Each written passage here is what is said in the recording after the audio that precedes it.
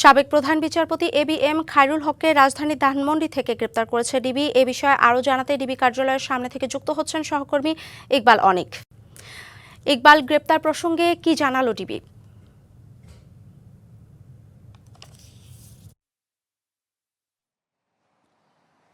অর্ঘ্য, এখন পর্যন্ত আমরা যতটুকু ডিবি সূত্রে জানতে পেরেছি, সকাল 8:30টার দিকে সাবেক বিচারপতি খায়রুল হককে কিন্তু গ্রেপ্তার করে নিয়ে এসেছেন তারা। তার বিরুদ্ধে কিন্তু বেশ কয়েকটি অভিযোগ মানে থানায় মামলা রয়েছে। সেই মামলার প্রেক্ষিতে তাকে গ্রেপ্তার করেছেন তারা। এখন পর্যন্ত কিছুক্ষণ পর তারা একটি সংবাদ সম্মেলন করবেন, আমাদের সঙ্গে কথা বলবেন। তখন আমরা জানতে পারবো বিস্তারিত তাকে কোন মামলায় গ্রেপ্তার দেখানো হবে। এবং এই খায়রুল হক কিন্তু ছিলেন হচ্ছে যখন তিনি দায়িত্বে ছিলেন তখন কিন্তু আলোচিত সমালোচিতও ছিলেন। তাই তিনি কিন্তু বেশ কয়েকটি এই মামলা কয়েকটি রায়ও দিয়েছেন এবং সে সময় কিন্তু হচ্ছে ত্রয়োদশ সংশোধনী যে মামলাটি তত্ত্বাবধায়ক সরকার ব্যবস্থা বাতিলের রায়টিও কিন্তু তিনি দিয়েছেন।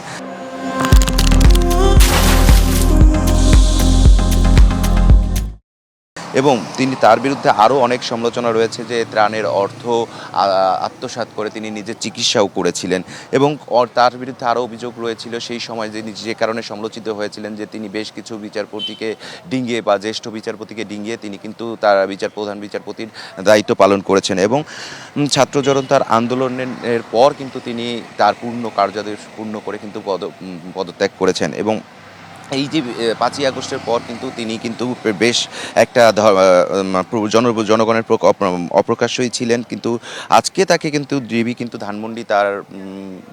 ধানমন্ডি থেকে তাকে গ্রেপ্তার করেছেন এবং তার বিরুদ্ধে কিন্তু বেশ কয়েকটি মামলা রয়েছে। একটি ধানমন্ডিতে শাহবাগ থানায় রয়েছে, নারায়ণগঞ্জে রয়েছে এবং আরও বেশ আরেকটি মামলা রয়েছেন যে জালিয়াতির অভিযোগেরও একটু মামলা রয়েছেন। তো এই সব বিষয়ে নিয়ে কিন্তু হচ্ছে কি আর কিছুক্ষণ পর আমরা বিস্তারিত আরও তথ্য জানতে পারবো যে তাকে বেসিক্যালি কোন মামলায় তাকে গ্রেপ্তার করা হয়েছে এবং তাকে কখন আদালতে উঠানো হবে। তো আমরা এই ব্রিফিংটির জন্যই অপেক্ষা করছি। ব্রিফিংটি শেষ হলে আরও বিস্তারিত তথ্য আপনার মাধ্যমে জানাতে পারবো। অর্ঘ্য। ইকবাল অনিক, ধন্যবাদ আপনাকে।